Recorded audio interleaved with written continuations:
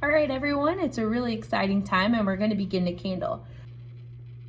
This is a lighter colored egg, but really dark because the shell thickness. We do see a venous structure and a mass there, and that one is fertile. Let's go on to some white eggs so you can see some of the variety. So see how this one glows in the dark almost perfectly? This is a non-fertile egg. So this one looks like a nightlight, and we're gonna set it off to the side because it's not growing a developing embryo inside. So we've got a lot of other eggs to look at, still of a lot of different variety and color. So we've got some green, some darker brown, some lighter brown, some tan, and some cream eggs. So let's take a look at some of these. So this one is not fertile.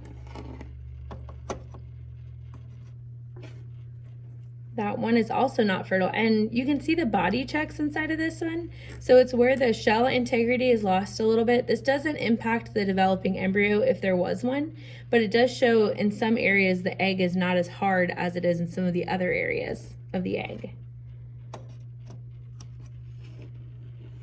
So this one, you do see some venous structures. It's a darker egg, but you can really tell whenever you slightly rotate it where you can see the veins and the mass at the bottom of the egg where it's really incredibly dark. And you can even see the chick moving. All right, so that one's great. Let's take a look at this green one. So this one also has a really veiny structure. I'll try to get it close to the lens so you can take a look at it. And over here where the mass is moving, that's the developing embryo inside. So two good ones. Let's check into some more of these. This one is also good. You can see a big, huge vein here at the top, and that's the developing embryo, and down here is the mass as well. We're putting the candler up to the air sac, so a lot of times the developing embryo will move away from the light because it's kind of warm. This one glows, so it's not fertile. We're gonna mark these as we go along.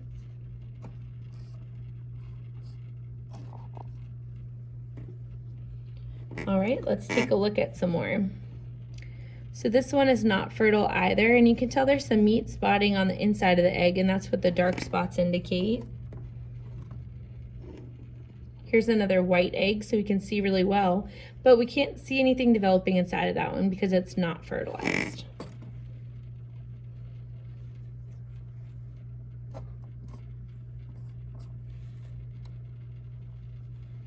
Here's a big white egg. So this one's not fertile either. We've still got several to look at.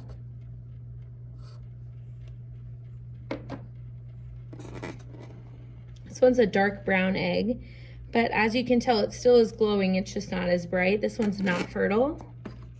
Let's take a look at this dark green egg.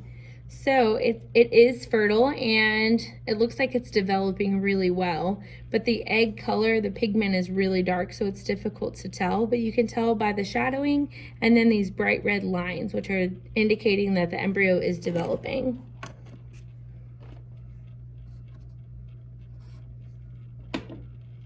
So let's take a look at this little Bantam egg. This one's pretty small, as you can tell. It's about half the size some of the other ones, and it is developing, which is really cool, because if this chick hatches out, then it'll be significantly smaller than some of the other chicks.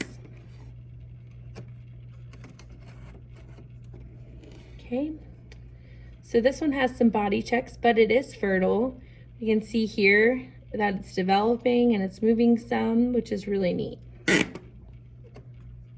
Okay, another Bantam egg, another pretty small one. And as you can tell, it is fertile. This is a really good one to look at because it's really intricate in the way that it's designed, with the big, large venous structures and the mass down here at the bottom. So this is another dark green egg, so it'll be hard to tell, but it is developing. I see a big vein right in here, and we can see a chick down there at the bottom that's moving away from the light. This is another dark green egg.